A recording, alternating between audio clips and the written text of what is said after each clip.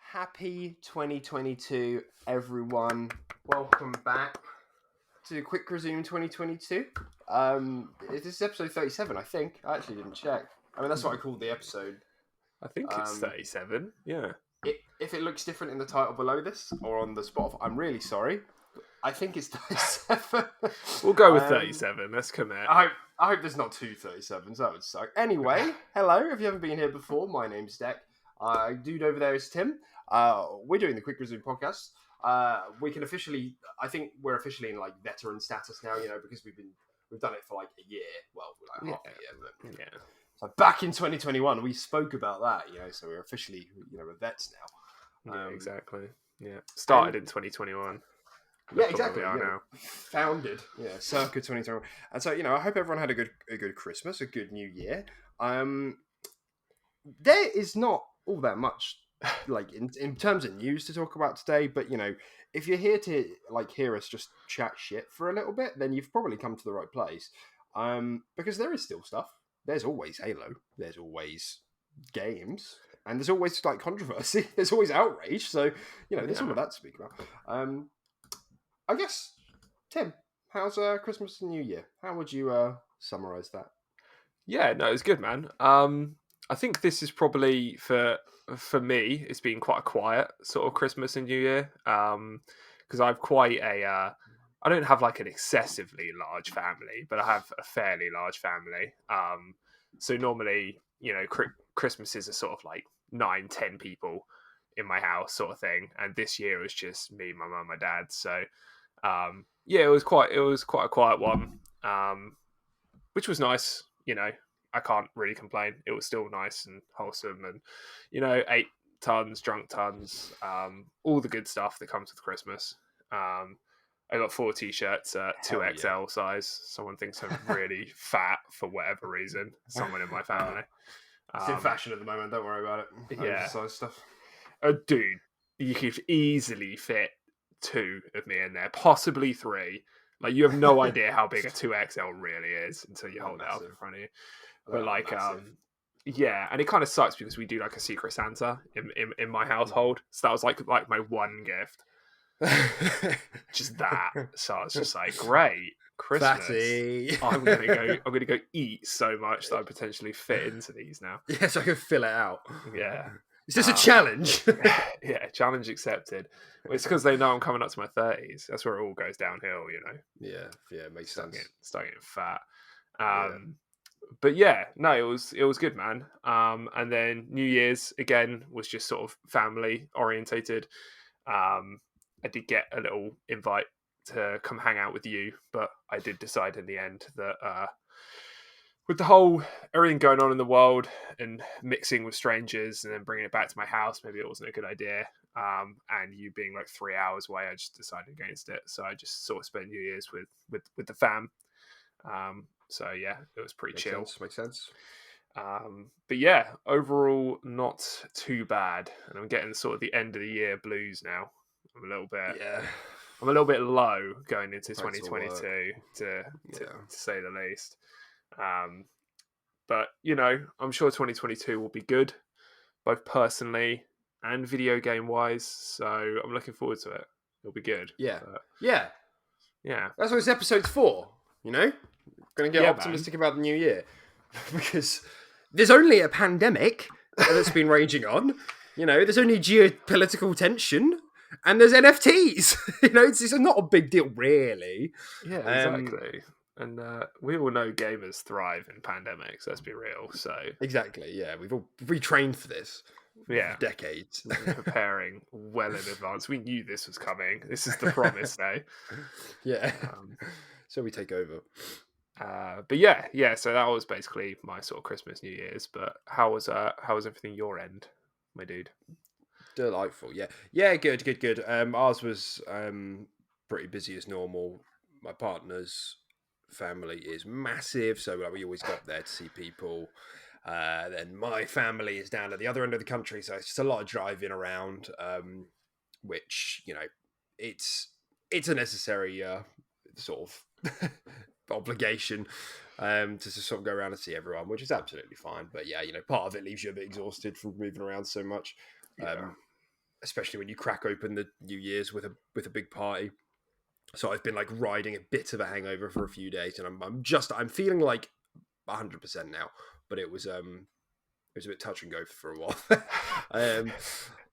especially when you're like in the car and driving for hours. It's just not ideal. Yeah. Yeah, and then I saw my mum, and my mum being my mum just throws food at me. She Oh, just throws yeah. food at me. I'm like, Mum, no. Dude, your Because you can't mum's say a no. feeder. You Yeah. just can't say no, can you? Oh, yeah, of So, course. yeah, so you end up stuffing the fridge full of stuff, and there's like leftovers, and you know, it could be worse. I was There are about to worse things to say, complain about. yeah, I Having was too like, much food, worse than 'cause, having too little food. yeah, you sound a little bit spoiled, man. Come on. So yeah, it's obviously great, but you just get food rammed down your throat. Um, so yeah, great. Other than that, I mean, gaming wise, Oh. um, I don't really think anything's changed. I literally, I did play.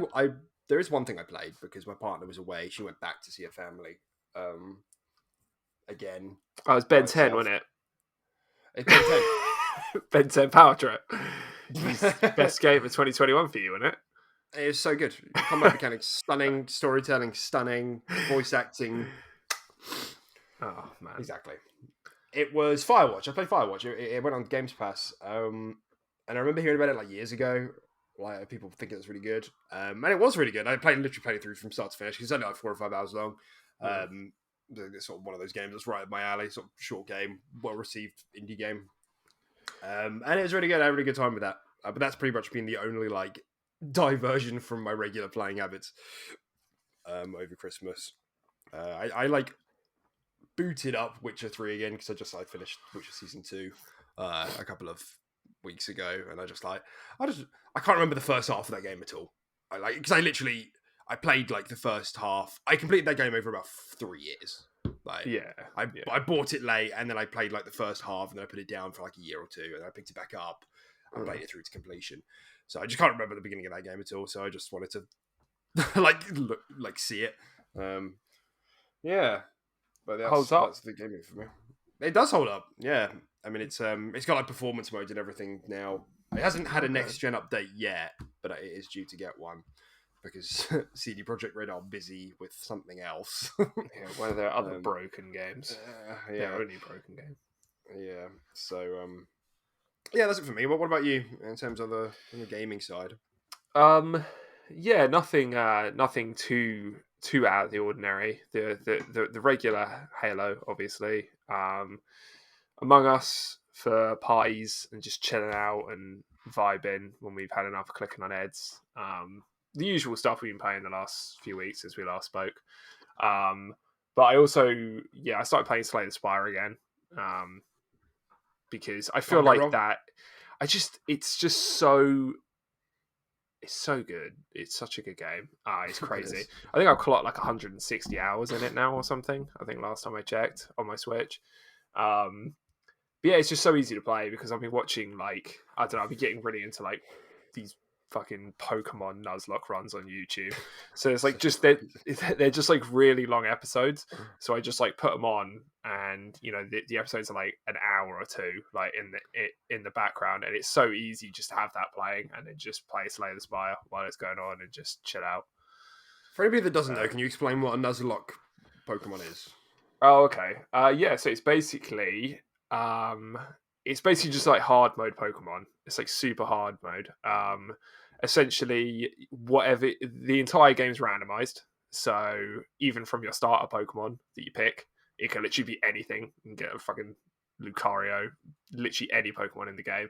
They could be Pidgey, shit. let's go. They could be amazing. Yeah, they literally could. It could be like a fucking worm pool and like just like the worst things ever. And the idea is what you get is what you get. And it's permadeath for the Pokemon, and for all the different routes and places in the game, you get one encounter, and that encounter is the Pokemon you have to catch. If you kill it, that's it. it doesn't go in your squad. You're not allowed to catch any other Pokemon until you hit a new route. So don't kill it. And that's basically it. And you just build your kind of team of misfits, and just play the game with that. And then obviously, if they die, if they faint, it's considered dead. You put it in the PC. You have to replace it with something else, from a route that you did. So like, you would have to mod to do this sort of a run. You would have to mod, yeah. They're not built into the game. I mean, it's really easy. You could literally just download it onto your phone in like 2 seconds. You can play it on your phone. You can do it on PC. Or you could just Switch. you can mod your Switch. It's very easy if you have a PC, Mac, anything, to just sort of plug in and follow a quick guide to mod your Switch.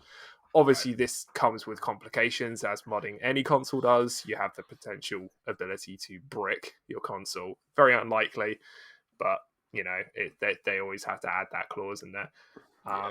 And then essentially you just then download the game. I think you need like an SD card and stuff like that, like at least a 64 gig like SD card, to be able to download to put it into your PC to get the modded file for the Pokemon game, and then put it onto your Switch and stuff like that. Mm-hmm. It's not too complex, and it's pretty cool, man.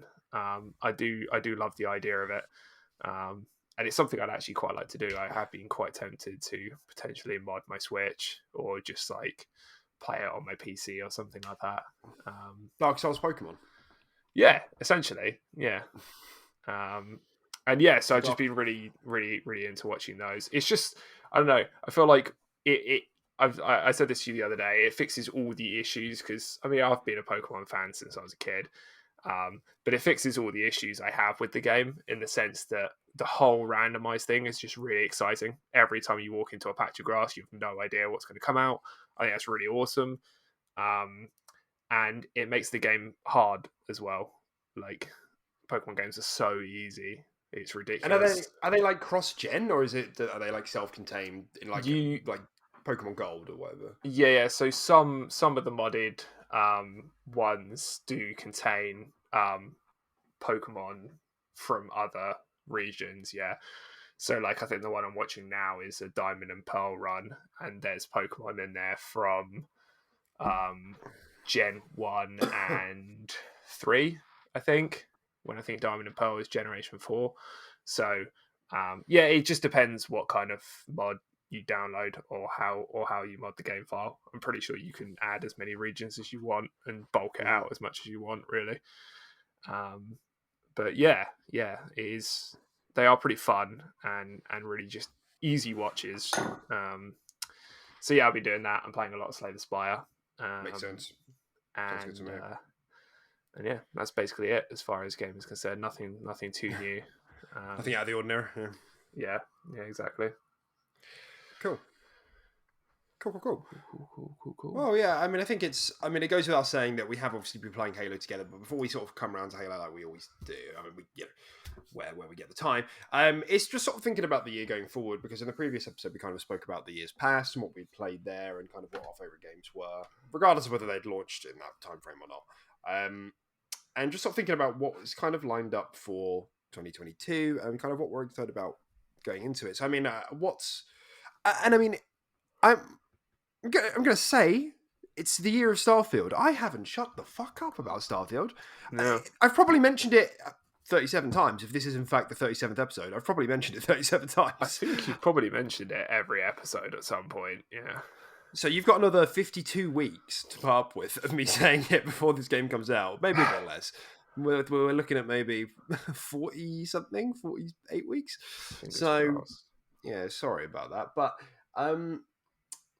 that goes without saying. 2022 is the year, in terms of Xbox, that's Xbox's front running game for the year. So I just figured we'd start there. Because they've been kind of drip feeding bits of teasers, like concept art here, a bit of an interview background there, this, that, and the other. So I just wanted to know how you're feeling about this. Like, do you feel that this is Starfield is Xbox's like showcase game for this year, or do you think that there's more?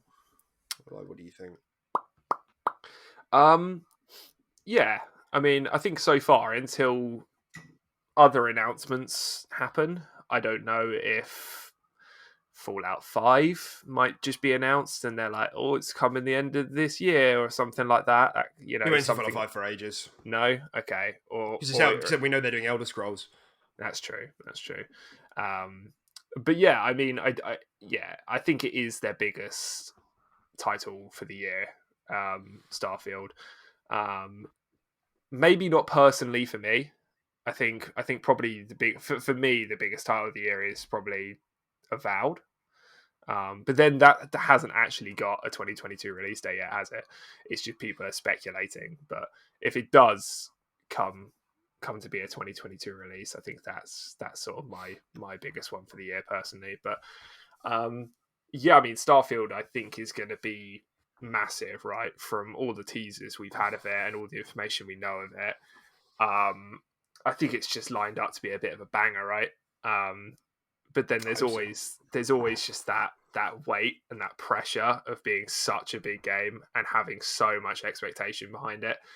And we've seen Bethesda fuck up before as well. It's not a thing they're new to. They don't always make perfect games. I mean, Fallout 76 was a dumpster fire for a long time, and it still kind of is. It's still not great. It's still a bit of a cash grab game. Like you can definitely see it as that. So, as far as I'm aware, the consensus is quite good on it nowadays, though. Well, 76. I think it was. I mean, it's better what it was. I mean, it was always going to be better than how it launched, but I think it still is quite expensive, and I don't know. Like I say, I think it does kind of come across as a bit of a cash grab for a lot of people. Like, I mean, that whole like Fallout like annual pass thing they did. I mean, that was just like, what the fuck was that? Like, it was so expensive as well. I don't know if they canned that or not. Like, yeah, I don't know either. I don't think they did. I think it's still there. I think it still is there, yeah. And then they released these like half-assed battle passes because there's this YouTuber I watch called Kev DeWitt, I think his name is, or something, and he's like quite a funny sort of Fallout YouTuber / Bethesda, I guess, YouTuber, and he does a lot of videos on Fallout 76 and stuff like that, and he's always taking the piss out of it and the fact there's no content and all that sort of stuff. I think recently they had quite a big sort of thing planned for the end of the year, and they ended up canning it for some like really quick, cheap, like Mothman event or something. And I think the community was really bummed out by it because there was supposed to be something quite big, and then they just changed it last minute, and they were like, "Oh, you're getting Mothman," and like the quest lasted. The quest lasted like 15 minutes or something like that, and that was it. So I think quite a lot of people were a little bit pissed off with that. But yeah, you can definitely see why the game. I mean, ignoring the fact that it was buggy and it was like just not in a good state really when it launched. No, it's that it wasn't tight enough to bring in the single player crowd that liked Fallout. Apart from like the super hardcore who just love the world, it wasn't enough to bring that crowd in. But it's also not Fallout is not a good playing shooter. I know it's meant to be a bit strategic with VATS, but then VATS is real time and it doesn't, so it doesn't bring in the casual crowd either. So it's like this kind of weird. And I know they've done work to like add NPCs and try and I think bring in that single player crowd to be like, you can experience this kind of single player Fallout world where there just happens to be other people from Fallout shelters, and I think that's fine. But yeah, there's definitely like a demographic problem there. And it's their first games as a service, and I think you can tell. Yeah, oh yeah, for sure. It's yeah, I think on paper, I think they expected it to be a lot different and a lot better than how it actually turned out to be. And I mean, I remember when we heard about it, on paper, this game sounded fantastic, and we all bought it like straight off the bat, and we were just like, let's fucking do this. But like you said, I just don't think it translated quite as well as they thought, and they were just like, oh well, we're in it now, we might as well make it, we might as well finish it, but it definitely is in a better state than what it was. And I think it is considered an okay game now. Like, don't get me wrong, not bashing on anyone who likes the game, But what I'm trying to say in relation to the topic of Starfield is we've seen Bethesda have quite a lot of rough patches before. Um, they haven't made the best games. I mean, even things like Rage 2 and stuff like that, very lukewarm, not fantastic. They haven't always hit the bar. I mean, really, they've only excelled and hit a high standard with Doom and or Elder Scrolls, really, haven't they? Well, I mean, it depends who we're talking about here. Because if we're talking about Bethesda as a whole, or are we talking about Bethesda Game Studios? Because Bethesda Game Studios, that's the team that makes Fallout and Elder Scrolls. Yeah, Not Elder Scrolls Online, obviously. That's ZeniMax Online. yeah, ZeniMax, yeah. And that's the team that's making Starfield, and they've had a pretty much flawless track record. They did have a hand in Fallout 76 with Arcane. They collaborated on that, so obviously that was a bit of a balk. But as obviously as a whole, like if you're looking at it, I think you could argue that 76, Wolfenstein Youngblood, and what you just said. What was it? Ooh, damn! What was it I just said? The one. Oh no, Rage 2. Rage 2. One. Yeah, so those three were from like middling. They were middling to bad. But overall, they have a really good track record. So I'm really not worried about the quality because because if we are going to look at all of them and not just Bethesda Game Studios, we're ignoring things then like Dishonored and Prey and Deathloop and like you said, I mean, Doom Eternal smash hits as well, but that's id and they kind of do their own thing. So regardless, Bethesda Game Studios have a pretty fantastic track record with games in the high 90s. I think I guess some people would say Fallout 4. I guess some people would say that, but it's like, yeah, I think that was still really, a great though. game. It didn't appeal to the hardcore fans of 3, but like I think that's going to be the same case for Skyrim and the new Elder Scrolls. Personally, you're never ever going to hit that same sweet spot. I don't think. Like even if the game is better in every way, like for some people, nostalgia will always just trump a better game. Prevail. Yeah, exactly. Like for me, controversial topic, I feel like Infinite is the best Halo game ever made. Oh my fucking god, what are you doing to me? And I think it's better than 3 and stuff like that. But for a lot of people, just even if like our friend absolutely loves Infinite, like he's obsessed with it and he is a die-hard Halo 3 boy, but he'll still never admit it. He'll still say Halo 3 is better, even though, let's be real, it probably isn't. I don't think I'd have fun going back to Halo 3 now, unless it was custom. It's in its time. That's the thing, isn't it? Exactly. It did launch with a lot, so Yeah, you got to leave these things in their time period. I think that's what a lot of people don't do. But yeah. So I think, like you said, Bethesda have a very good track record. It's safe to say they don't make bad games. They can make lukewarm games, but they've never really made a bad game, right? So I don't think so. I think Starfield will be a great game. I think whether it will live up to the hype, I don't know. That's a different question. But I do think it's going to be a good game, right? I think it's going to be tough to fuck it up, and Bethesda have a track record of with like 76 and stuff like that. They won't just leave it to die, right? The game, they'll expand, they'll add planets, they'll add fucking solar systems or whatever materials, new, all that sort of stuff. So it might not launch perfectly, but I don't think it'll be left to die regardless. Well, I mean, I guess it's kind of nice that, because now that I'm thinking about it, as much as there's kind of been this whole thing about Xbox needs single player games, we still haven't really had that. I mean, we always blow the trumpet of like kind of, I mean, some single player games here and there would be nice, but there's quite a lot of third party single player games, and we're social games. That's our preference. We tend to put a lot of time into social, like multiplayer games, co-op games anyway. Yeah. Starfield, I guess, unless there's something else, is going to be like the first like megaton. Obviously, there's going to be timed exclusives like Stalker. And if there's anything else, like maybe some exclusive indies. Psychonauts 2, I guess you could count. Depends how you feel about it. where that falls. And I guess Deathloop, maybe I'm chatting shit, but you know what I mean. It's either not exclusive. It doesn't like it doesn't fit right and nestle into that category of Xbox exclusive, next gen, single player only. Starfield is all of those things. Yeah. You know, I think even amongst all the platform holders, Xbox is going to be the first to drop like a properly next gen game, like next gen only. I know PlayStation 5 have released Ratchet and Clank, but Starfield has had more run up time, in this cycle. Is stuff like Forbidden West and all that, is that not coming out before Cross-gen. Starfield? Cross-gen. Oh yeah, it is cross-gen. Yeah. Oh okay. You mean yeah? I see what you mean. Because that was the whole thing that Sony did, where they were like, "Oh, generations of import whatever it was, generations matter or something like that." And then Yeah.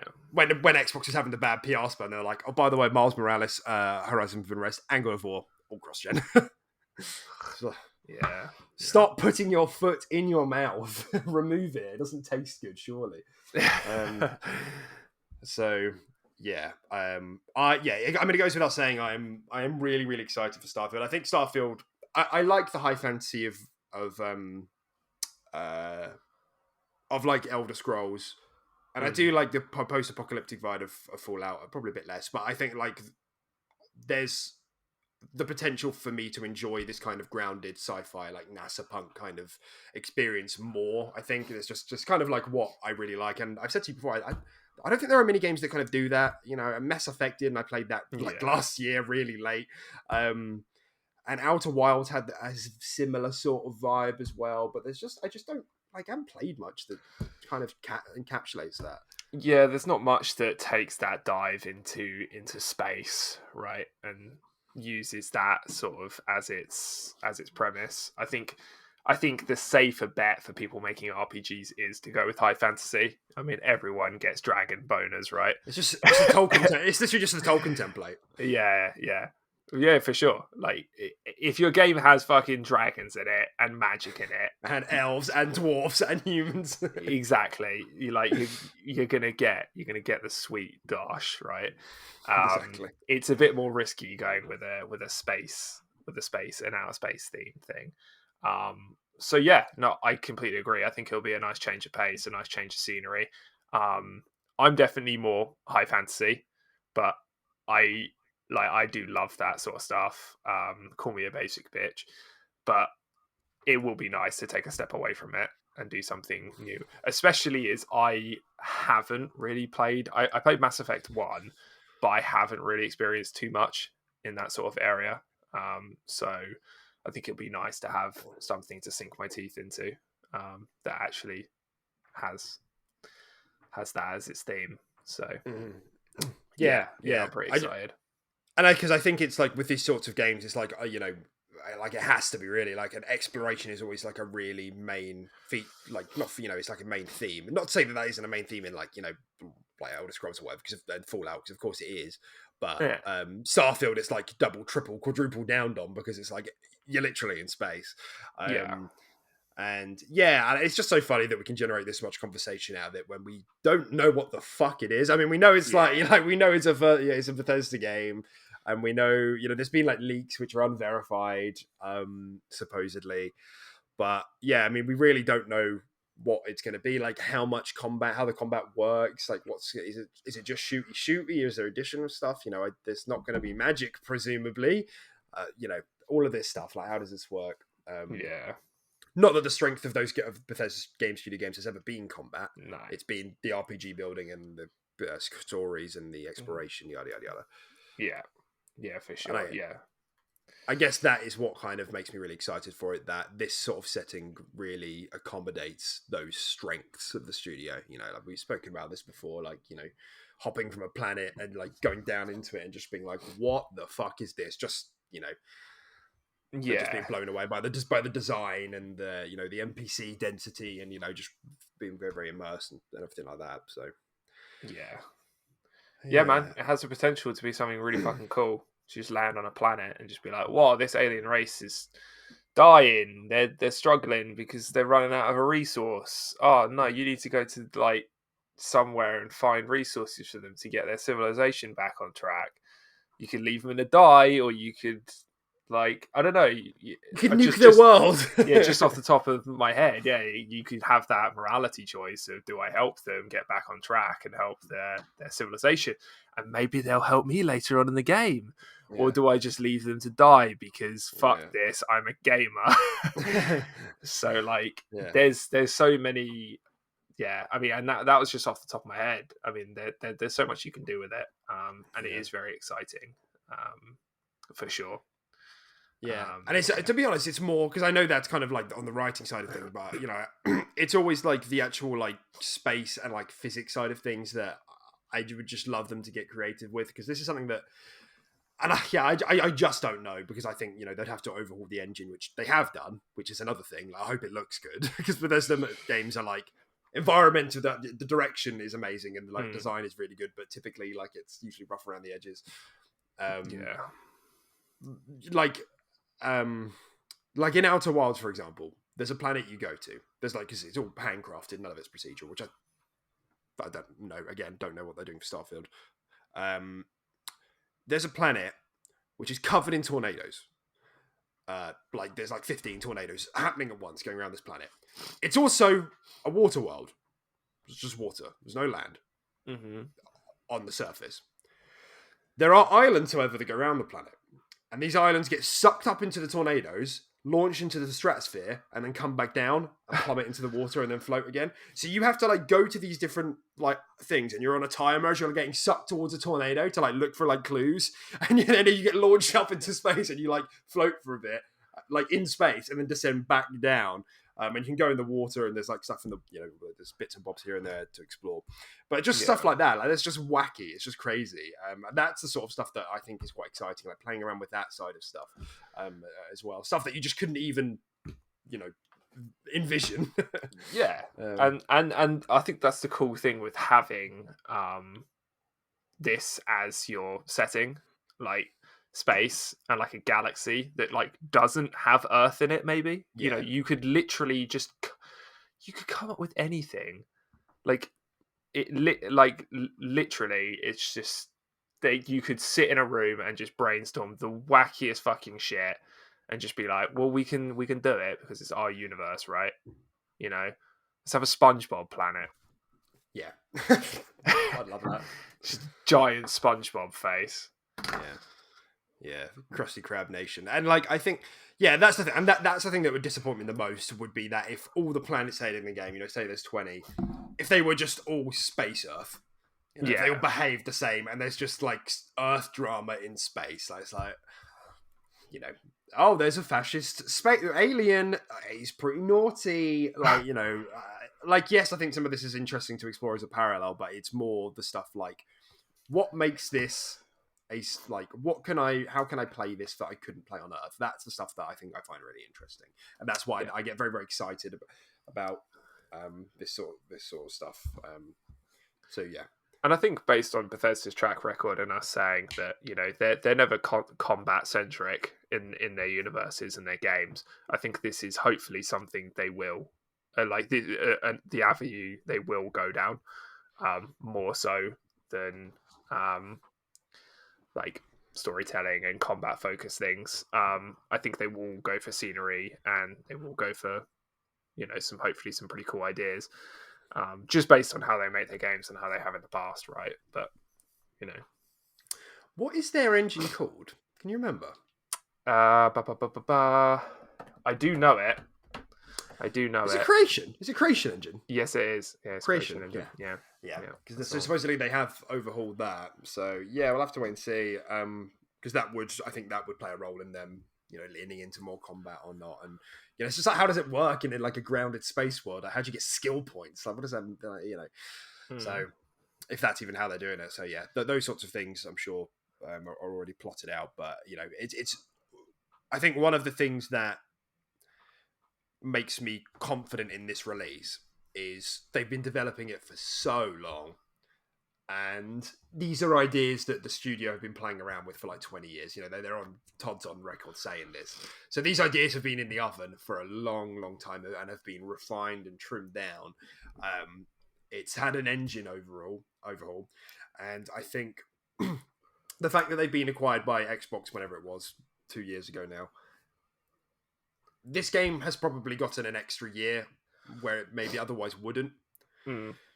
So I think this is also going to be the big game that could put a positive light back on Bethesda. I know there's been other, Doom Eternal was incredible. Deathloop has been an incredible game of the year contender. So I don't know why we pretend that Bethesda aren't a really talented studio. However, I think in terms of the big super massive AAA release, cultural movement kind of thing that Skyrim is, and I'm sure Elden Ring will be as well. This is kind of their moment, and it'll be Xbox's moment too, because this is obviously going to be fully exclusive. It's going to be optimized fully for the Series X platform. It's probably going to have PC mod support, you name it. So I just hope that by the time we get around to it, all the bells and whistles are in place, just to make it a really optimized release, and it doesn't have those little Bethesda things. Yeah. Because it shouldn't. I don't feel like it should. No, yeah, it's had a lot of time in the oven. And yeah, it'd be nice to actually just see a game take its time to launch and actually just launch properly. You really don't see that often these days from any game company, especially something that is just a single player game, right? Like, I kind of want a finished product. But yeah, no, it's been, it's had a lot of time in the oven, and you'd hope that they've ironed out all this stuff, and it just launches how we expect. Hopefully, yeah. I guess because it's like I can't help but think, because they chose the release because it's 11/11/22. Obviously, that's their flow with fucking funny. Look at us, 11, instead of 11/11/11. So it is quite cute. But I can't help but think that Xbox are looking at Starfield. When they initially acquired Bethesda, and they were like, "Has anybody offered you a contract? Because we're having this game exclusive." I can't help but think what must have been on the meeting table, on the when they were all the executives were chatting, was Skyrim is still selling. It's still in the top sales charts, the top 30. We want that. We want one of them. And so it just makes me think that, and this is 11 years later, so they must be looking at this and saying, if you need the extra year, take it, because this game's going to be we're going to get that back in dividends. I can't. So that's the thing that I reckon they must be confident in as well. They must have seen the game and be like, wow, supposedly it's really ambitious in what it's trying to do. Doesn't mean anything to us because we haven't seen shit. But we'll have to just wait and see. But that's what, from a business point of view, I imagine that's what's going through Phil's head. I want my own Skyrim.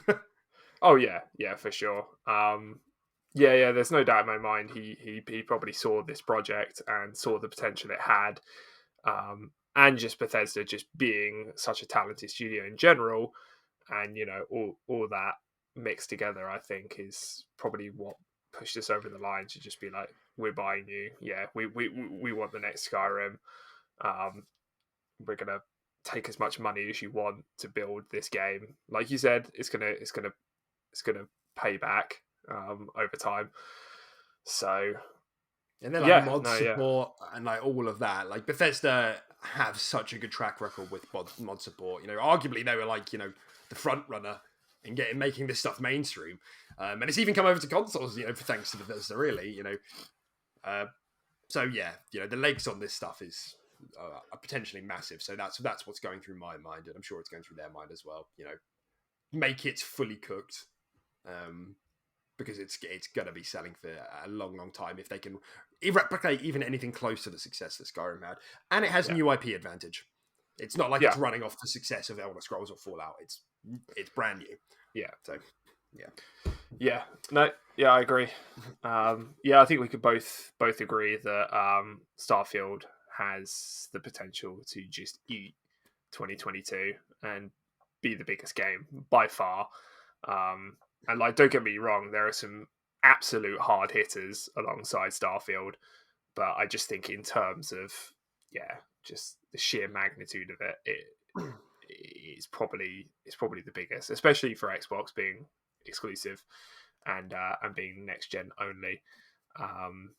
Because I mean, things coming out closer, towards the beginning of this year. Obviously, we've name dropped Stalker 2.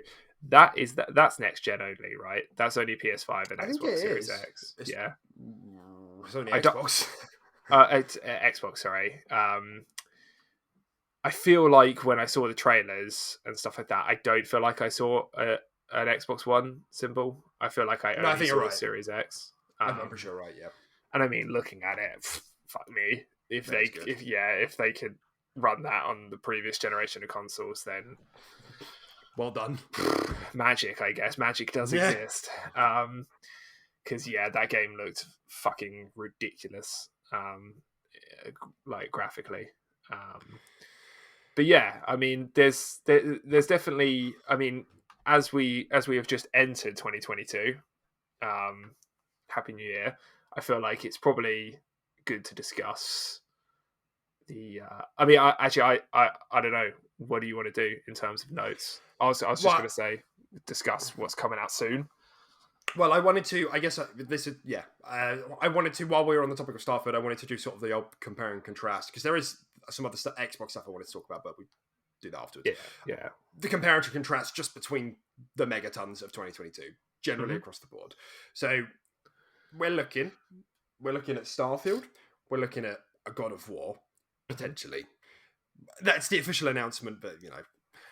we're looking at definitely a Horizon Forbidden West, and we're looking at an Elden Ring. We're maybe looking at a Breath of the Wild too. We don't know, but holy shit! Like, so I know we've just said that. I know we've just said all the things we've just said about Starfield. For me, Starfield is probably a sliver still at the top. I think probably for you, Elden Ring is probably taking that top spot. If we're looking across the board, all consoles, all platforms. Yeah, and I would say Elden Ring. It's a bit different because I know that's coming soon, so that's more hype for me, right? We've I seen a think lot it. of it as well. Yeah. Yeah, exactly. Yeah, so and I love high fantasy, but like I feel like if all those games they were just like they're all coming out January 25th, every single one of these, I Yeah. think if I had the pick of the crop, I think I'd pick Starfield, right? But Okay. it's just Interesting. we've seen less of it. You know, it's far away. So yeah, right now I'd say my hype for all the games mentioned, yeah, sure, Elden Ring is there, but it's because other factors have put it there rather than Yeah. just the game itself. Um, yeah, but yeah, yeah, there are some crazy hard hitters. Yeah, And that is that is meant. If this all comes to fruition, I mean, very very confident Horizon's going to meet its launch window, which is I think February. End of February. Very very confident Elden Ring will because it got a very slight delay from January to February. God of War is still up in the air. Breath of the Wild, I'm pretty sure is still up in the air. I don't think they've said 2022. no, yeah, there's no release. I don't think Yeah. the Redfall that was 2022, wasn't it? Right, yeah. So that was what I was going to come back around to in terms of Xbox afterwards. But I guess what I just wanted to. It's not single player. No, but it's just not on the same scale. I don't think. But my question more is like, what do you think is going to be what's what's going to be the runaway success here? There's so much that it's a noisy year, man. Let's just assume all of those things release: Elden Ring, Horizon, God of War, Breath of the Wild 2, Starfield. Like, what is coming out on top there? God, I it's know. it's so hard to say because God of War and Horizon are coming off the back of so much hype from the previous games, so I feel like they're just gonna sell like fucking crazy, and I think it's probably gonna be kind of hard to fuck up something like God of War when you've absolutely nailed the formula for the first game, right? Just do more, just do that, but more, right? If you fuck Yeah. that up, then wow, like that's pretty impressive. So And the same for Horizon. yeah, I just wanted to put a bit of a lens over both of them actually, just because I don't know if you've seen much gameplay of Horizon because there's been bits of Yeah, I've it seen a there and bit. it looks Yeah, fucking excellent. It's so colourful. it's I didn't know so those colours colourful. existed. Yeah, that's what Uh, jumped out to me immediately was the color palette. yeah, Fucking mental. Yeah, it's so and beautiful. there was that whole controversy when the gameplay was shown about Aloy because she looked a bit fucking weird. Her face looked a bit rubbery. A lot of people turned it into a weird gender war thing. It didn't need to be, but and I don't know if this is like this is probably like a self-contained like Twitter fanboy like piece of shit thing. But because other than that, it looks fun. They've clearly polished up some of the animations and some of the combat. There's like a grappling hook now, you know. Of course. Yeah, of course. I think it's like a fixed one though. I don't think it's like quite as freeform as Halo, for example. But yeah, so that looks great. And then God of War also had a bit of controversy when its gameplay was shown because it did look quite similar, like graphically. And I don't know if that's There's a just because lot we of. saw. I remember watching the combat as well and stuff like that, and I remember seeing a lot of stuff I saw in God of War 1. Same animations. Yeah, like these same kill animations. And I was like, I mean, they still look cool, but like these are the same. You just control C, control V this. Yeah. And I don't know if that's because we saw early footage or if it's because the art style isn't upscaling well with the PS5. Like just in terms of like graphical look, like maybe putting more pixels in that just is having really diminishing returns. I don't know. I mean, like you said, it's still God of War. They fucking nailed the first one. It's going to be really hard for them to fuck up the second one. However, the creative director has swapped projects. So Corey Barlog is no longer on it and it's someone else. Okay. So that's like, I don't really think it's much concern because there's more than one person involved in a game. Yeah. But that was the other thing. Like you said, I think with both of them, these are going to be high 80s, maybe low 90s games. Easy home runs, really, isn't it? Yeah. Yeah, for sure. And I guess the question then, without like trying to make it like fanboy, you know, is like what's the success metric there versus like a successful Starfield? You know, a Starfield that, you know, and is Starfield going to hit the same score as those games? Like, I think it'll be hard. I think it'll be hard. I would say probably not because it's a new IP. New IPs typically don't. It's and riskier. These games did. You know, Horizon as a new IP, God of War isn't, but you know So you know, there's a lot to kind of chew on there. Yeah, for sure. I mean, there's a lot more risk in something like Starfield. It's a really big project for something untested in waters, right? No one's experienced something like this since potentially Mass Effect, but then I think it's on a very different scale to that anyway, and what it's trying to do. So yeah, it's more risky, and I think just based off the pedigree of God of War and Horizon, I feel like if I were a betting man, I would say their scores would be higher than something like Starfield, unless Starfield just released just a perfect game, which obviously is they have the potential to do so. But yeah, if I were a betting man, I'd say score wise that Horizon and God of War will beat it out. Yeah, I wouldn't be confident about Horizon, but because it's the second one, like maybe it will.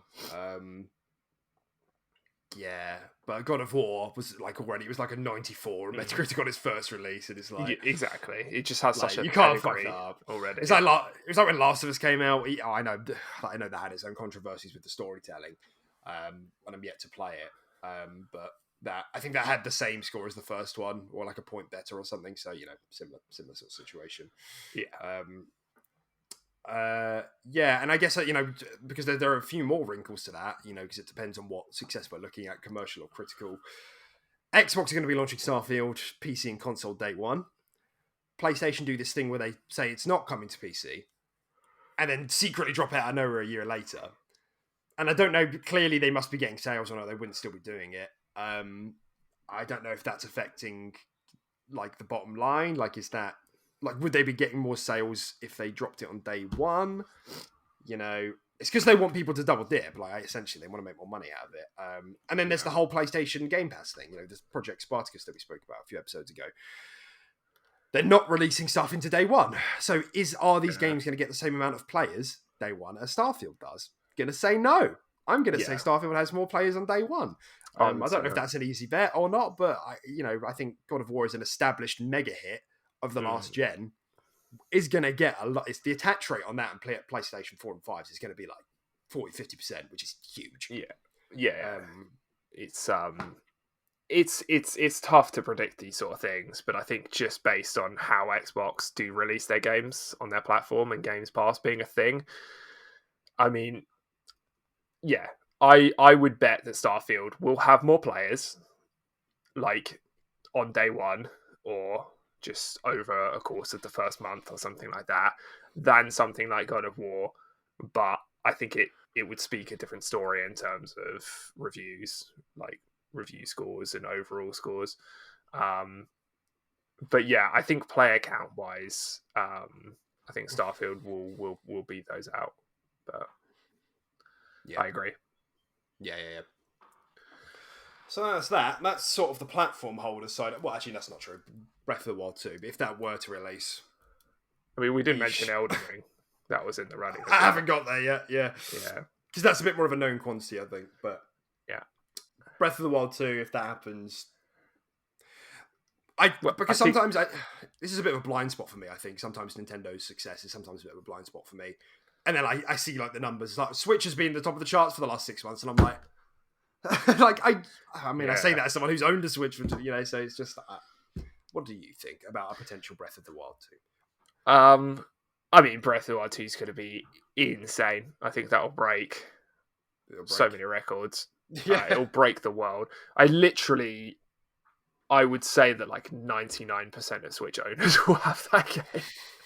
Like, I think, like we said that God of War would be like 40-50%. I genuinely think that almost every Switch owner on the planet right now has Breath of the Wild. And will probably have Breath of the Wild too. Like, it's the conversion rate on that is ridiculous.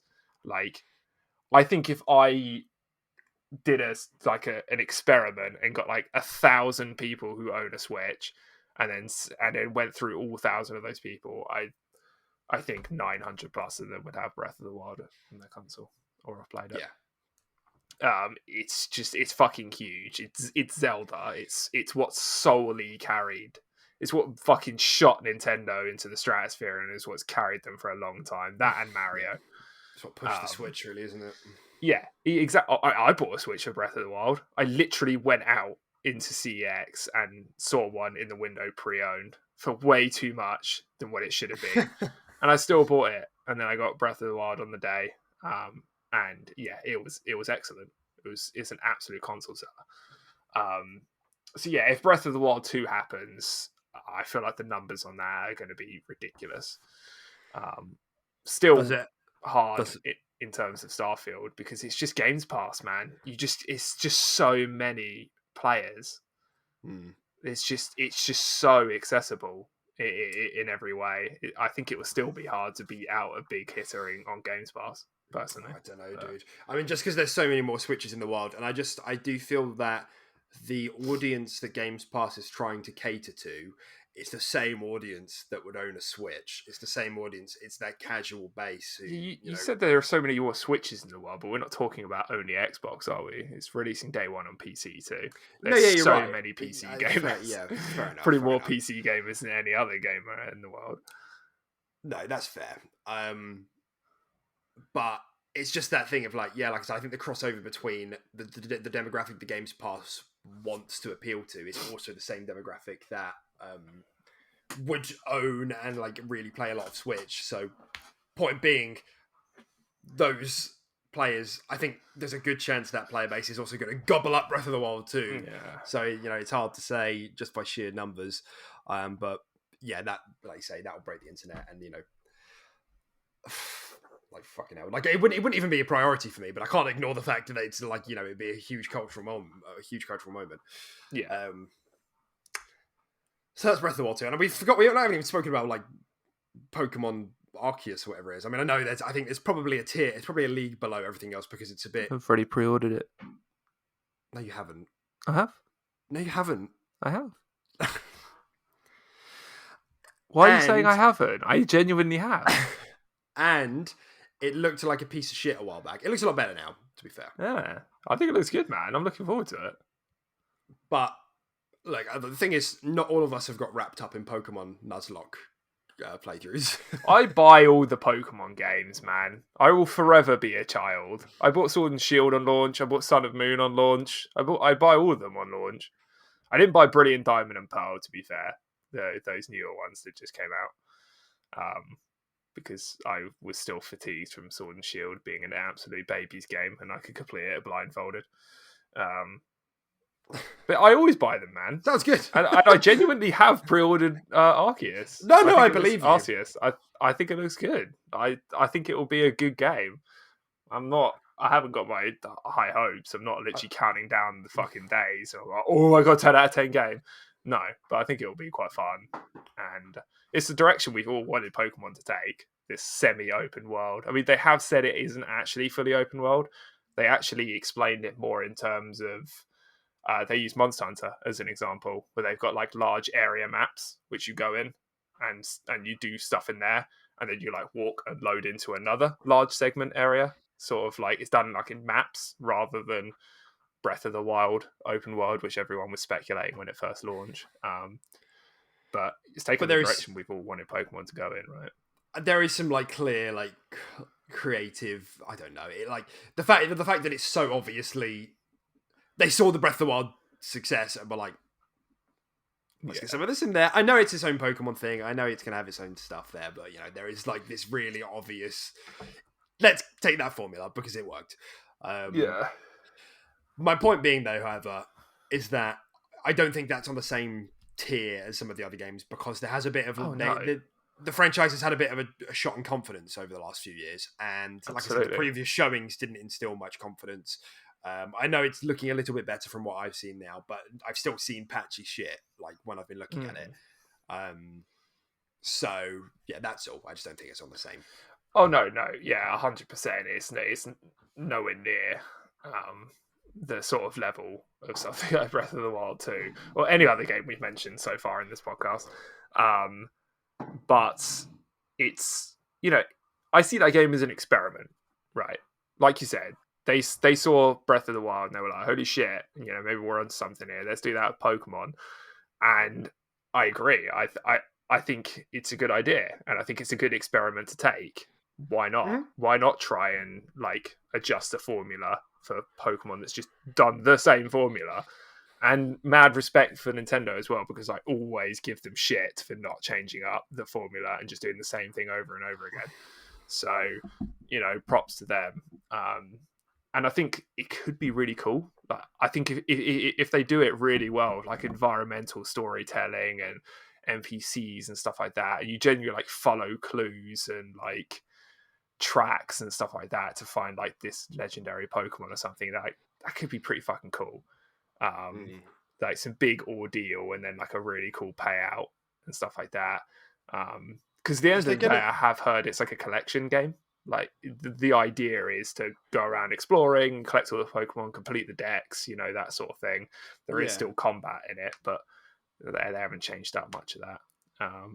Right. But there was a bit of controversy recently because they announced that some of the stuff in previous Pokemon games wasn't returning. Like when you, I don't know when the last time you played a Pokemon game is, but when you catch a Pokemon and you read like their summary and statistics, they have like abilities. Like, I don't know, one of them might just be like, powers up water type moves or something like that. Or there's another one called Sturdy where it can't be one shot. It always stays on 1 HP, stuff like that. Apparently they've removed abilities from the game now. Right. Which a lot of people were quite bummed out about because that's it was like an extra layer to catching Pokemon and finding that god tier role sort of thing on like a Pokemon. Yeah. So there's like less RPG depth in that sense, and they also removed something else as well, which was RPG related. I forgot what it was.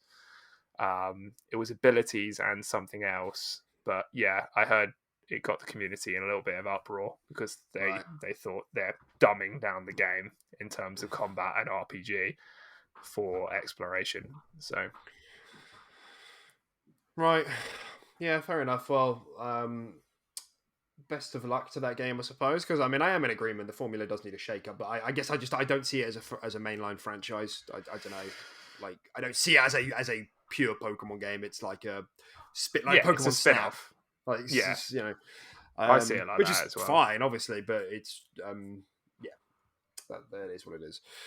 Well, I'll talk about it because I'm going to buy it So let's see what it's like. Excellent. And then there's Elden Ring, Mm. which is Elden Ring. And Elden Ring is obviously, I think, it's really shaping up to be the next big thing, the next big sort of like cultural shift. Like it could be, like the potential's there, all the pieces are in place. It reminds me of the build up to Cyberpunk. Mm. You know, iRoll.jpg. That it's all the marketing's in place, all the excitement's there. You know, the collaboration with what's his face, George R.R. Martin, George. writer of Game of Thrones, and we know from Software an incredibly talented team. You know, they have since done in the last gen Bloodborne, Dark Souls 3, I guess Dark Souls 2 as well, and then Sekiro. So we know this team has like an excellent track record. The only reservation I personally have about this game is, as I've said on previous episodes, is that I still feel a little bit of Souls fatigue, and I'm watching the gameplay and I'm like, there's still a lot of like this is the same thing. Not all of it, but like the combat is like I'm seeing the same animations. Like I know it's a reskinned weapon and it like plays differently, and the magic looks overhauled and a lot better. And the environments are gorgeous, and all the character designs looks amazing. From Software stuff, the stuff that they fucking nail every time. That's the only thing for me is that it's like a lot of it looks a bit repetitive still. Nonetheless, that doesn't change the fact that in the wider gaming sphere, everybody's looking like all eyes are on this game for the next quarter. So I think this has a real chance to have like kind of a Skyrim effect, especially because Dark Souls games have really long legs. They have like that kind of PvP support and the PvP. There's just so many ways to play them as well. Like there's just you could play through the game with 100 different builds and it'd feel very, very different. And like I said, there's PvP aspects. Didn't mean to cut you off. There's probably like covenants and side stuff that are almost games in itself, like invading covenants in the previous games. Like they almost felt like a different game in itself. They always do banger expansions as well from Soft. Like they do really good job on their expansions as well. So like, yeah, you're right. It has some legs. And I will be very surprised if this game actually gets below a 9. Yeah, I think I will as well. Unless there's some like fuck up here and there, especially because and that's the thing as well. We've had like open test previews, so all of your favorite YouTubers, like all of your favorite like game journalists, have already played it, and the previews have all been pretty damn good. They've played a lot as well. They've been very generous, which shows so much confidence in their product. So exactly, and I know some areas were cut off, like you couldn't explore the whole. You were locked to a particular region, sort of thing. But most of it's already there. Like the writing's kind of on the wall. So I just feel unless this same sort of thing happened with Cyberpunk. Previews went out, previews came back. Like this is amazing. It's going to be the next. And as we said before, the game still was good and were reviewed well, but that wasn't really the point. That there was a lot of cut stuff and they didn't perform well on old gen consoles, and it was a bit buggy.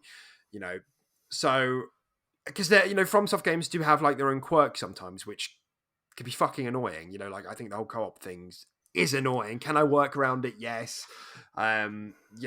Just certain things that can be a bit unforgiving.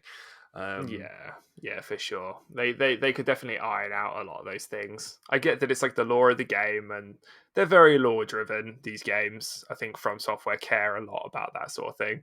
So if they were just like, oh, you have the option to just toggle co-op and friends can join you now, everyone would be like, with the lore and summon signs and stuff like that. Everyone would just go like off their fucking rocker.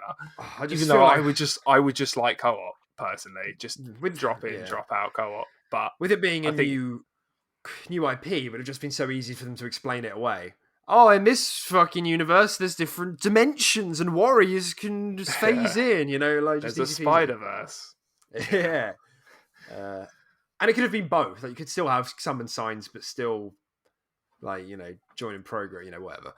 But I'm glad there is co-op overall. We'll see how it's done because, same sort of thing, with stupid quirks, is that you have to do bosses twice. Like if you're going through this stuff, especially like it's 3 players, 4 players. You have to do it 3 or 4 times, and these aren't easy boss fights. Yeah, they're fucking difficult. Yeah, so Yeah. that sort of shit can get quite fatiguing, and it's just like, oh, I just want to play this through with my friend instead of having to like play around FromSoft shit. Um, Yeah. Nonetheless, I think most people are buying this game as a single player experience with optional co-op. Whereas for me, it's like going to be primarily co-op and then single player on the side. Who are you going to play it with? I think probably my rabbits. Oh, nice. You Yeah, have they've to grown carry them thumbs pretty hard, though. recently. Yeah, no, they'll be okay. Okay. So yeah, but that's and again, just for the pointless comparison's sake, I think Elden Ring has a chance to outdo everything here because it's the only one that isn't exclusive. It's multiplat. And it's on all And it's consoles cross-gen. too. Yeah. It's not Switch, but Give it some time. let them compress those pixels, and then maybe. Oh. Oh god, render distance of like 2 feet. Yeah. Elden Ring on the Switch. There's fog everywhere. It's really foggy now. To hide the textures, we just put fog everywhere. Yeah. Oh, So, man. I do think I think this is Elden Ring has a real shot at this at stealing the year in terms of sales and critical success, even away from Starfield, God of War, simply because it's multi-platform and it's been a long build-up of excitement. I think they've handled the marketing campaign really, really well with like bits and bobs and then just bombs of like, here's loads of gameplay and go and watch it if you want and stuff. Yeah. Which, yeah. Oh yeah, for sure. It looks great. I'm so excited for Elden Ring. Like, I think I might book a long weekend off work, book a Friday off or something. What's the release day actually? It's like 28th. No, Yeah, something like that. I think it's 25th. Something like that. Yeah. All I know is that look that up. February continues to be a bit of a wacky month. 25th. Right. And I think the thing is, I think Elden Ring could bury Horizon a little bit. I think it's very ballsy of Sony to keep the date. From where I'm sitting, Elden Ring has a lot more excitement behind it than Horizon does. Horizon has a lot of excitement from PlayStation fans, obviously.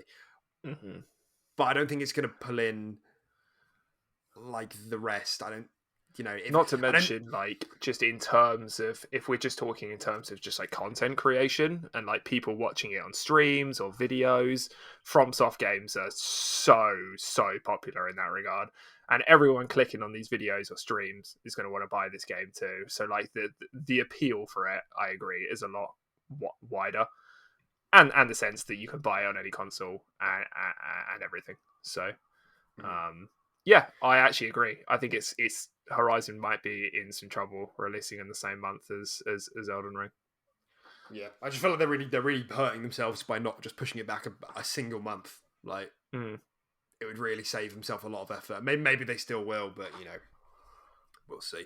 I'm sure they're looking at some numbers and thinking, no, I think we're still confident that this is a good month because X, Y, and Z. It's people were running off the back end of new consoles for a lot of people coming off Christmas, and this is going to be their first game, maybe. So maybe they just feel that that's the case. But yeah, we'll have to see. I don't actually know like the commercial success of like all the Souls games. I don't actually know how well they. Obviously, they review critically really well, but maybe they're a bit too dark and a bit too weird for the core audience. So I feel like they sell like hotcakes.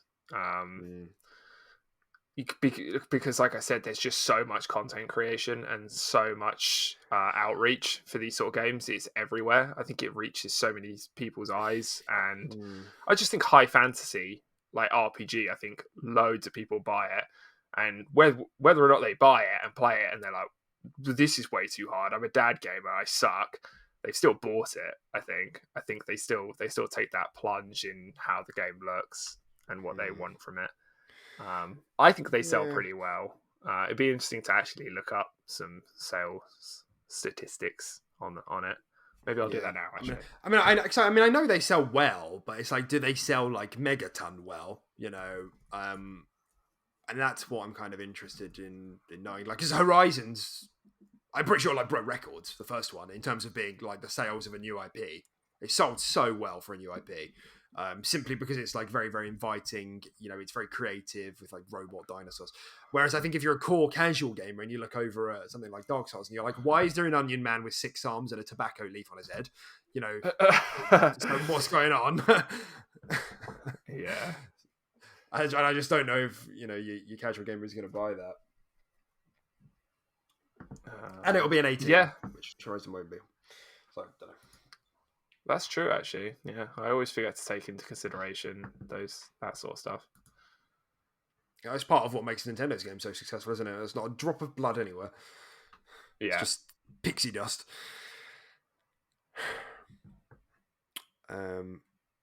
Yeah.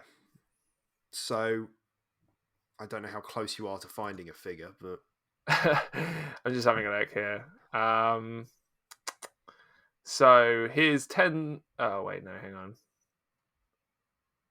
Let me have a look. Let's see what this has got. Every From Software Soulsborne game ranked according to number of sales.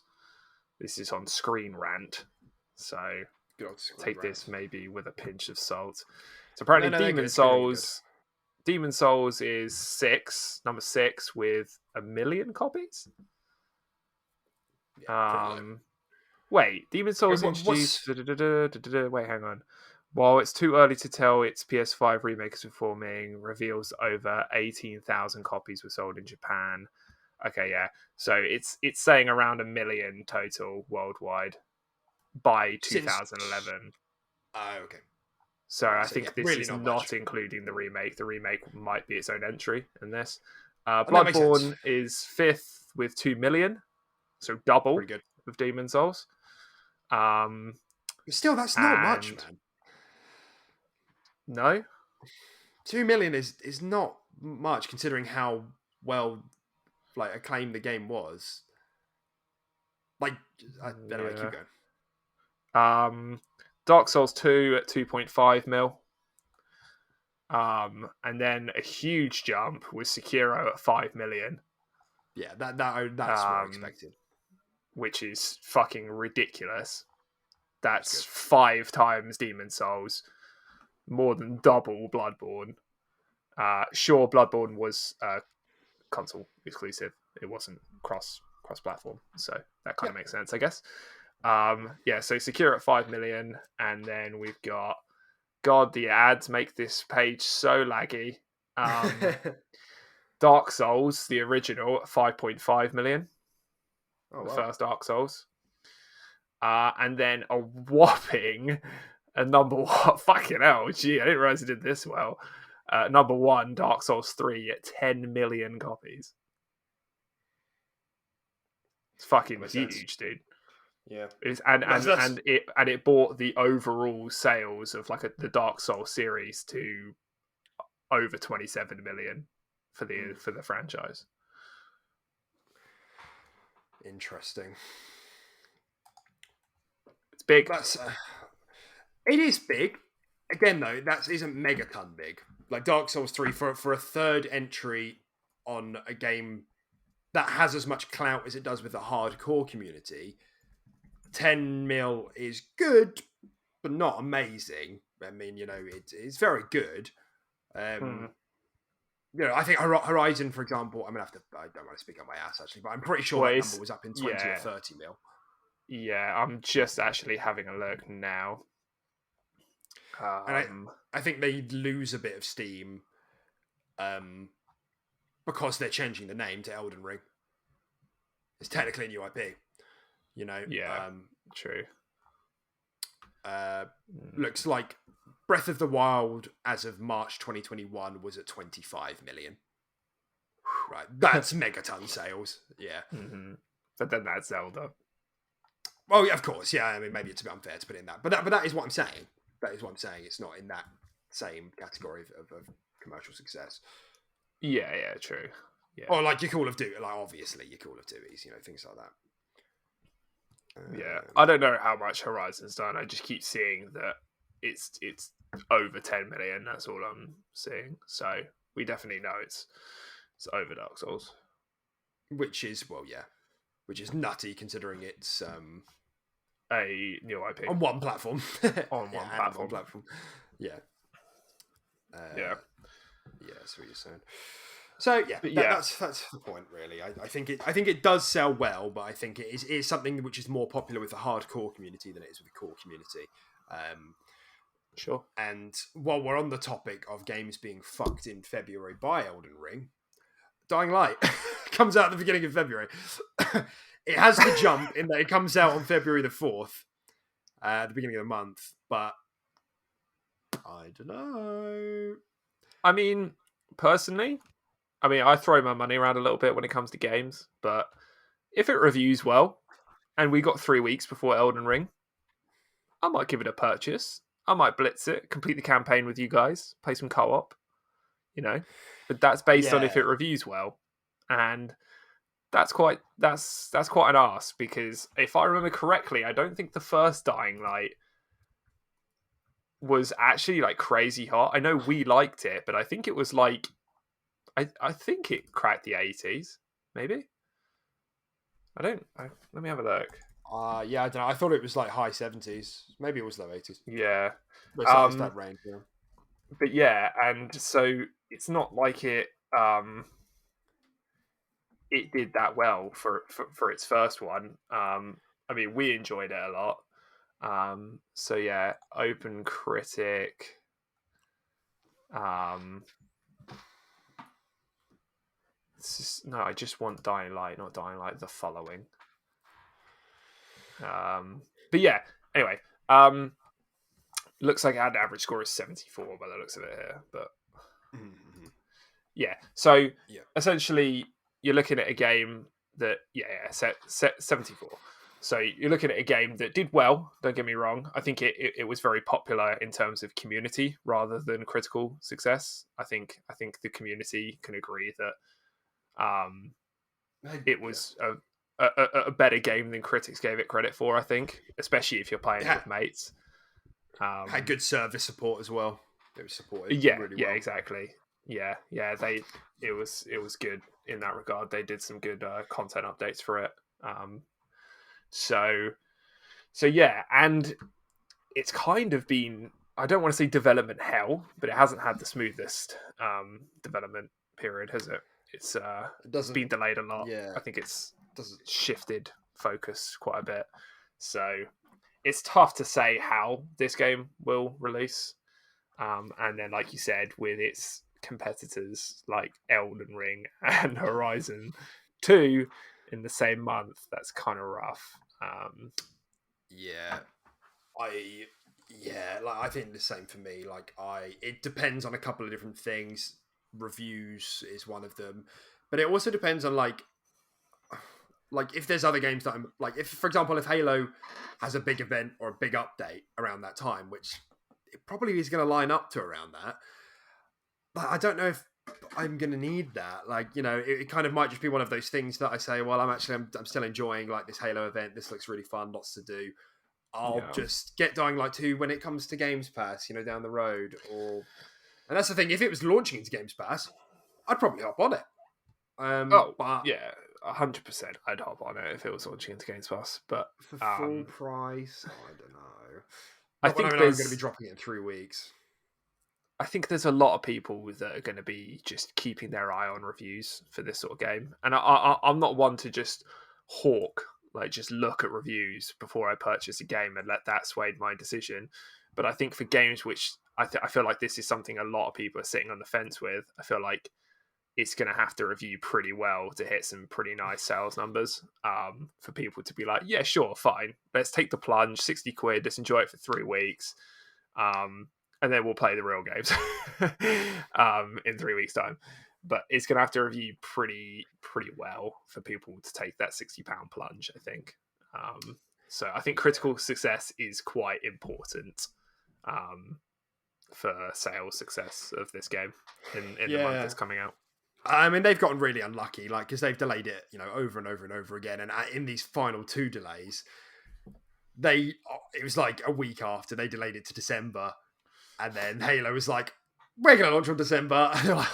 And like a week later, they're like, okay, we're going to move to February. And then Elden Ring were like, okay, we're going to move to February. And then, not long after that, Horizon got announced to February as well. And it's like, Jesus, they can't catch a break. So at some point, the shareholders are like, Lord, just release it. You're not delaying it again. We're not going to keep giving you money. Even though it would benefit it. I think they know that it's going to be a game that probably isn't going to take off in February, but it's going to have years of good support like the first one did. Exactly. We'll make its money back that way. And I think those sort of releases might, I don't want to say force their hand, but it will sway them into thinking about an option like Games Pass, getting it in there fairly early, and then that might just skyrocket its player numbers like crazy, and people will start talking about the game a lot more. And I think I think discussions like that might take place depending on how it does in the first month.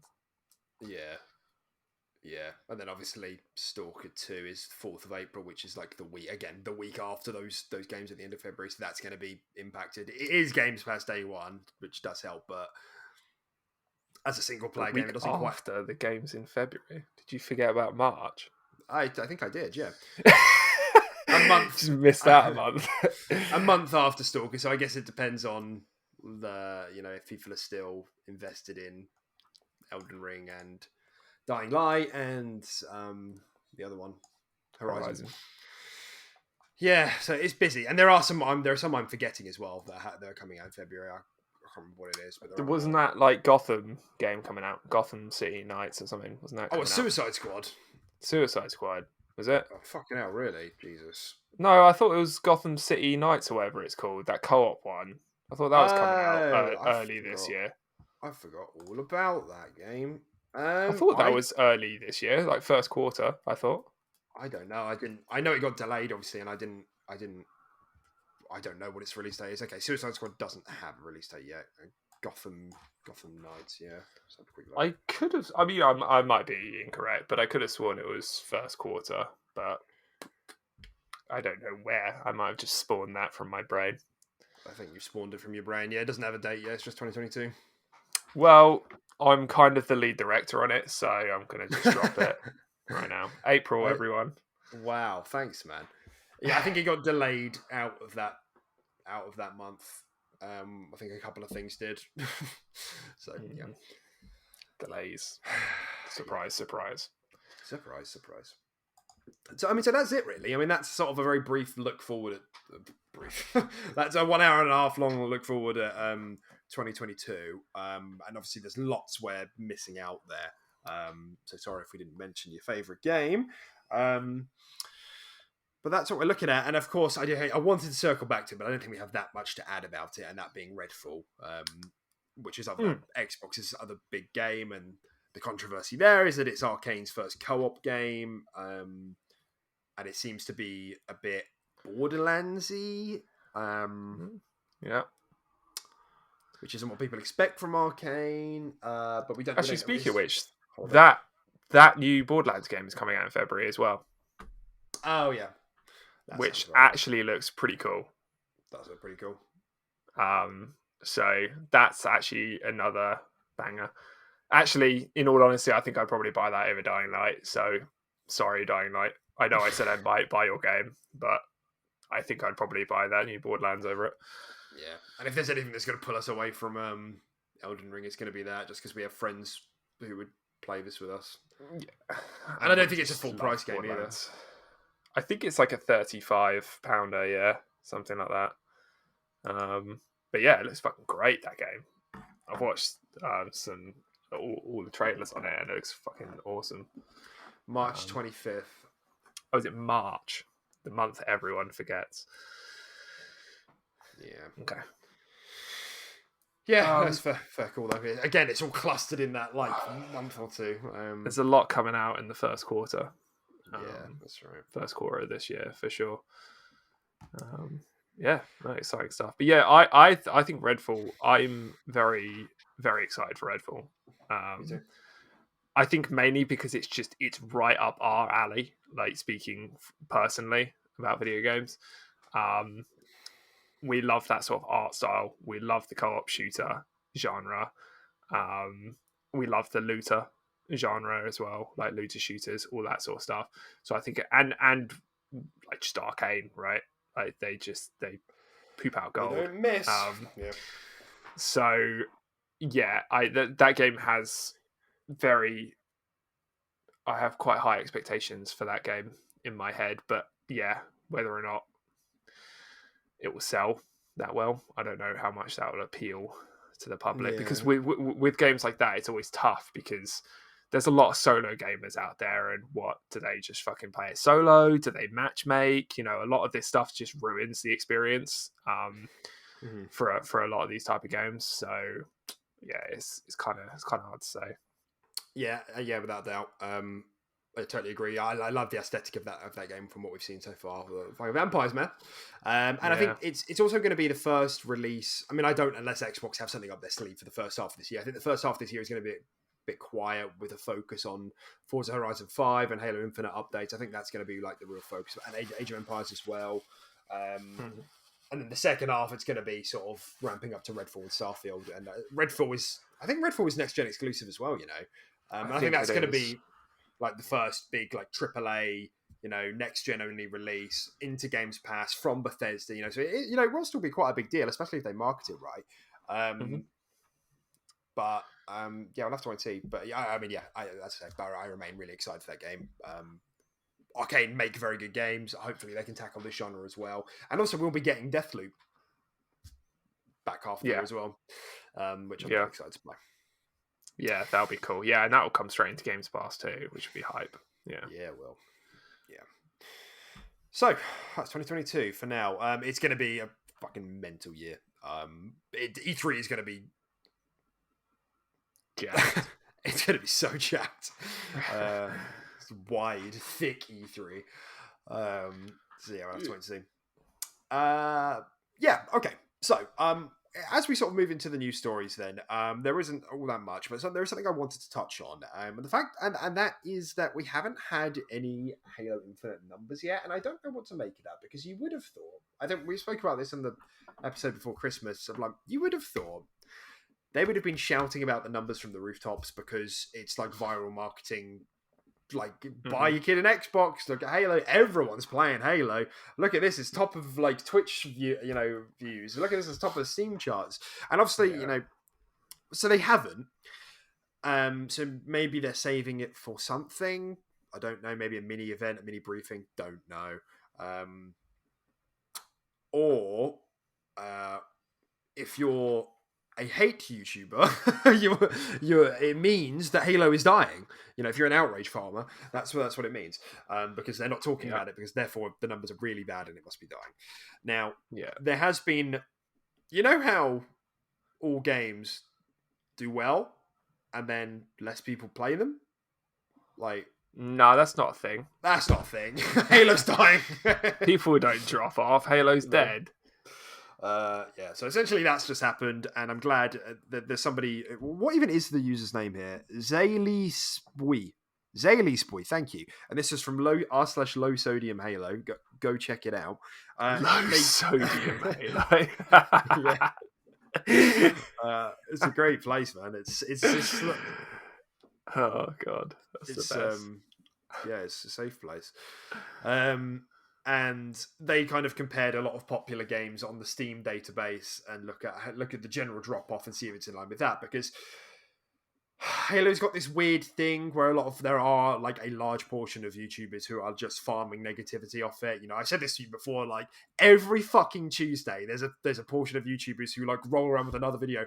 I can't believe this is £30. Like, and there'll be a big red circle and there'll be a 10-minute video like, "What's up, guys? It's your boy. Look, I'm a true Halo fan, but 343 do it like 5 minutes. 5 minutes of it will be them just plugging their own like socials as well. Like, before I get into the video, follow me here. Yeah, Halo fucking sucks. I can't believe they're doing this to us. It's our sponsor by Manscaped. It literally might as well just be, "Hi everyone, how's it going? For an update on how I feel about this, please refer to last week's video. Take care, see you later, bye-bye." Please refer to 9 minutes 50 on the timestamp of this 10-minute video. The rest is ads.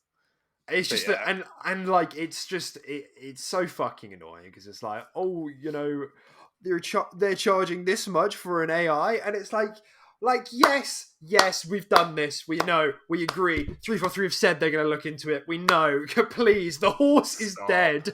Put the stick away. Like, we don't need weekly videos on the store rotation. So whatever, people got to do what they got to do. So Gotta get the bread you somehow. if you looked at like a particular part of the community, you would be convinced that Halo is covered in negativity and it's bleeding players, and a lot of people have started doing the same thing. Halo Infinite is losing players. I've seen these videos and just like my eyes fucking roll backwards and the cord snaps because I've rotated them so much. Stop watching them, man. Jeez, I can't. sounds It just awful. pops up. I don't know why. It keeps. Anyway, yeah. Point being that it's not like this is from the graph that we're looking at. I'll try and remember to put it up on the video, but like I say, go check out r/low sodium Halo and you'll see what I'm talking about. The game's player drop off is very much, if actually slightly a bit better than a lot of other games. There are some games that have performed better in terms of player retention, which again, not too unexpected. I think it's fairly common knowledge that Halo Infinite has launched with a serviceable amount. You're right. It's so small to read the text Oh, right, yeah. on this graph you put, but yeah, sorry. There's games like, the CODs in here, the Battlefields and all of that. I think Siege is there as well with a fucking ridiculous like player spike. like they're getting back. It's mental. Actually, that reminds me that Rainbow Six Extraction or Extinction, whatever it's called, that's coming out this next couple months, I think. Rainbow Six Quarantine. Excretion. Yeah, the game that nobody asked for, but apparently there's market for it. So dead on arrival. It's so weird, isn't it? It's like, I don't even know what they're charging for it, like 30 odd quid or something. Yeah. And it's just like, wave based with that kind of combat? I don't Like, know. what the fuck, man? I don't know, man. People don't even get on with the wave based fucking systems in game modes like zombies on a game that actually has decent crispy shooting mechanics and stuff like that. Yeah. And movement. I don't know, but yeah, it just reminded me. Carry on. No, that's fair. That's fair. So this is, of course, based off that, and people always use like Twitch views as a way to like determine if a game is like the health of a game, which is like, I guess it gives you a vague idea. But like to point out that Fortnite has overtaken Halo again is like, dying isn't the adjective I'd be using. It's still in the top 5. So and like I said, the curve here isn't that steep. There's still people are gonna, and this is the thing, people leave games and come back. That's fine. That happens and that's okay. They'll bring in new events, they'll revamp mechanics, add maps, add mods, and people will come back. You'd actually find that Fortnite's overtaken it because I know that Fortnite's had a really big update recently. They just launched a new season, right? So it's just like you look back when Halo launches their new battle pass or launches a new really cool event, fucking those Fortnite numbers are probably going to drop and the Halo numbers will shoot up. These things fluctuate all the time, so yeah. It's just that it's so many thumbnails, dude. Halo dying already, and it's like a reverse stonks like image, with like the line going down on the bars. Yeah. I was like, I'm so tired of seeing this. Please stop. So yeah, and this is of course ignoring the very important facts that Halo is an Xbox game. Okay, it's on Steam this time. Its fan base is on the consoles. This is the first time. I mean, Master Chief Collection came, but it's an Xbox game. The majority of the players, this curve won't be as steep on Xbox. It also ignores the Windows Store, which is the store that has Games Pass, and it's the store that has the campaign. So a lot of players will be playing there. Probably still not as much as compared to Steam. And it's also ignoring the 3 weeks prior to official launch that was the beta. Mm-hmm. So this looks steeper than it probably is, even though it already does. So, just silly shit. It's just puts numbers on the paper. Yeah, it just puts numbers to the paper and just shows that, there's really nothing to be outraged about. Halo's performing just as well as we thought it all would. Hmm. Although the only question mark there is why Xbox aren't touting about it. Yeah, yeah, it's a little bit weird, but it's newsflash. It's far from dying. Everyone, don't listen Precisely. to the videos that have red circles in the thumbnails. Just They a general always rule of lie. Like it's just yeah, that's just a rule of life. It's always a lie. yeah. Like seriously, just you're welcome, kids. This one You're trick will welcome. save you. Yeah. We'll Game save you developers 10 hate minutes. him. Yeah. All right. That's our bit on Halo. In other bits and bobs, just this week, was that your bag? That was my bag. That was very brittle. Yeah. Can we end the podcast? Uh, I need to get a bit of wheelchair. we need to call you an ambulance, I think, a helicopter. Yeah. No, I always click my back like that, man. Okay. All right. Well, Double Fine. This actually isn't new. This is quite old news, but it was just after we did our video. But it was essentially just confirming that Double Fine are working on multiple new projects, and I think Tim Schafer has said that they want to make a couple of smaller things, which doesn't surprise me. I think Psychonauts 2 is their biggest game that they've made. I, I mean, I don't know if you'd put it in the AAA category or the AA. I don't know. Does it matter? Is the line even there? Not really. It is a big game. Yeah. So they're working on multiple things, which tells me that we're going to be getting sort of multiple smaller projects from Double Fine as the years go by, which I cannot overstate. This is a good thing. God, Yeah. I would be so exhausted if every game that Xbox, like exclusive Games Pass game that they launched, was like a 30-hour experience. It would piss me off. Yeah, for sure. Yeah, it's nice to just have small little wins sometimes. Do you think it's do you think there will be like adding to Psychonauts 2? Do you think that's something they'll do? Like add little expansions, a few extra brains maybe? Extra A few extra brains. brains? Or do you Uh, think they'll just leave it as the start finish, it's done, let's move on? I don't know, leave it. It's quite a self-contained story. Okay. That's not to say I don't think they won't return to the universe at some point. Oh yeah. There might be a Psychonauts 3 and stuff like that. Yeah, no, Yeah, I was just thinking like they could the be game working itself. on projects that extend the game itself, Yeah, rather than new IPs. But yeah. and I also think Xbox probably wants them to just start making exclusive shit now. Like they've backed them on this game quite a lot. I heard they're turning it into a battle royale. Psychonauts Battle Royale. Let's go. Pick your that brain. that would be incredible. Incredibly bad. Jeez. So yes, that's fine by me. And that's the thing. We might Yeah, this year as well. We might get a couple of like smaller Xbox exclusive games. And as long as they're good, it makes me happy. I like small games. Small games make yeah. me smile. Small gains for small brains. Exactly. That's me, small brain boy.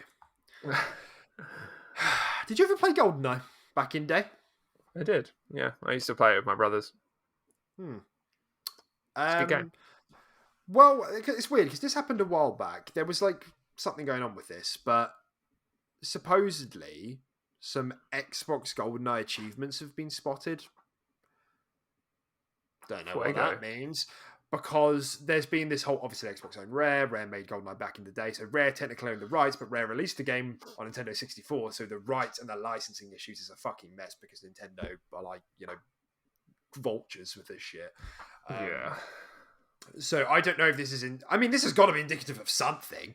I mean, because there was a bit of upset that it wasn't in Rare Replay, in the Rare collection of games, and that was the reason licensing difficulties and IP ownership and shit. So I don't know if we're looking at like something small like Golden Eye's being added to Rare Replay. We sorted out the rights issues, yay. Or if it's like, well, I'm gonna do a soft remake. Like the Quake one, maybe. Here's a couple of levels that were cut back in the day in the game, and it's in 4K. Obviously, we haven't touched it, but it's in like the actual assets, but it's in 4K. Or if we're looking at a full blown GoldenEye like actual remake, probably not. Yeah, Can't imagine it would, but just a bit of a funny one, really. Yeah. No, that is really interesting. I think it's more likely it will just be a reboot. and added to the catalog, or a Quake situation. I think that's definitely the more likely of the two. I think just a full blown remake is probably not worth it. But hey, I mean, and it could be a sense of testing the waters, similar to how Quake did, because Quake was just like, here's a fucking we have Quake again, and then we found out that they're probably making a new Quake as well. So maybe they're just testing the waters. I would agree. I think the only wrinkle in that is that we already know there's a new Bond game coming from IO Interactive, so the guys who did Hitman 3. Yeah, yeah, I can't remember what it's it's true. called. It's IO Interactive. I think it's just called. I don't. Did you just call it 007? I don't know. I don't even know if it has a name yet, but they announced it like last year, didn't they? Project 007. It's just called. Announced at the back end of 2020. So I don't know if that's like. Presumably that's got its own rights. Or maybe tinfoil hat on. This is indicative of the Xbox publishing team tightening all the loose ends with everything Bond related, so they have it in their catalog because they're acquiring IO Interactive, who have the official licensing agreement for 007. Boom. Fuck. Well, we're going to timestamp this shit, because if that Yeah. happens, we're referring back to this. We're going to blow up and we're going to become famous. I can't wait to be a millionaire. Me too, man. I'm It's excited. going to be a good time. It's going to be a good time. Really up our production value. And this is something as well. I think it's just going to be a cute little thing. That's all this is going to be, though.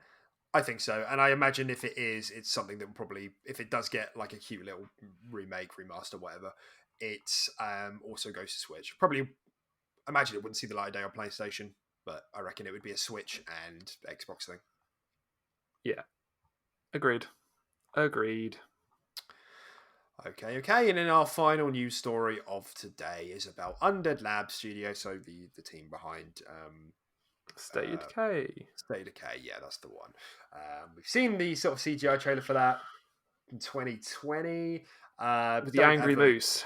With the Angry Moose, that's the one. And we don't have a release year for it. Presumably, it's still quite far off, I imagine. If I had to guess, 2024. But we know that they've been building a new support studio in Orlando, which is actually really good news. So primarily directing animation in Unreal Engine 5. So they are using UE5. Cool. Which sounds good because State of Decay has always looked a bit ugly. And quote unquote fostering cross-studio animation technology initiatives across Xbox Game Studios. So cross-studio animation. So I think there's an element of like Xbox Game Studio involvement in this as well. So this sounds good to me. Supposedly State of Decay 3 is going to be the one that's like the MMO sort of one. That was always their vision for the game, and they've had to, chop back on that due to budgetary constraints. And you can see that's kind of the direction they've been wanting to go with the games. So I think they need more frankly, I think they need more manpower if they want to do this sort of thing. I think what they'll be looking to go for is the like a more polished, more vibrant in every way sort of DayZ sort of feel. I think that's what they're going to look to go for. A survival, hop in with your friends, encounter like other people in the world, and like open mic, like in-game mic, all that sort of stuff, general, all that tied in with the zombie apocalypse and everything like that. I think that's probably what they're looking to go for. But like you said, until they've actually had the budget behind them and the tech behind them, which they do now, they haven't been able to achieve that. Yeah, and I mean it's a big undertaking. Like as I've got in the picture on the notes there, it's about 100 people on the studio, which is quite small. For like, we haven't got confirmation that they are going for an MMO type thing, but we know that's the direction they wanted to take. And 100 people for that is quite small. And these sorts of games live on a knife edge. So they need to. A lot of the game needs to be nailed and looking good if they really are going to go for this. Or at least maybe I should be calling it an MMO, but like a shared world kind of experience. Yeah, no Yeah. complaints from me here. No, yeah. Support Agree. studios sound good. Yeah, for sure. I've always wanted to see State of Decay become more than what it has been. So, yeah, no, I'm dead excited to see it prosper.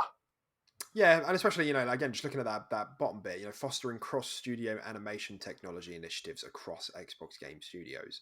That tells me that, part of the team is to work with, again, across the other game studios that Xbox has, and that's good to hear as well, because that's obviously, I think that's something that everybody's endlessly speculated about since the Bethesda acquisition, about how these studios can kind of get together, share resources, maximize time really, and money, to just borrow Everyone stuff should and get learn off each other.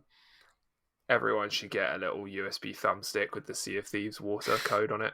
They really should. Every studio just get gifted. Merry Christmas. Here's the code for Sea of Thieves water. Here's our water. Take it. Put it in wherever you want. Even if you don't have water, just put it in like glasses when people drink the water. Yeah. Anything. Psychonauts 2 is the water you put your brains in. Just anything. Absolutely. Yeah, for sure. Amazing. Well, as I said, there wasn't much news this week, but that kind of wraps up the first episode of 2022. Everyone, Tim, is there anything else you wanted to touch on today before we put a close to this one? I'm quite impressed we managed to ramble for an hour 45. Yeah. Considering we talk about this sort of shit just in our personal time too, and then we still have this much energy, so much to go on about. Yeah, to still talk about it on the show. Yeah, no, it's quite impressive from us. So I think so. It's an achievement. A great start to 2022. It's going to be a year of the quick resume. So that's the one. Share, do all the things. Follow us on social medias. Yeah, and that's it from me. Wicked. Well, while we're on the topic of speaking about things you should do, go get some water. Give yourself a nice bar of chocolate. Sea of Thieves water. Have a restful sleep, and we'll catch you next week. Thank you very much. Bye.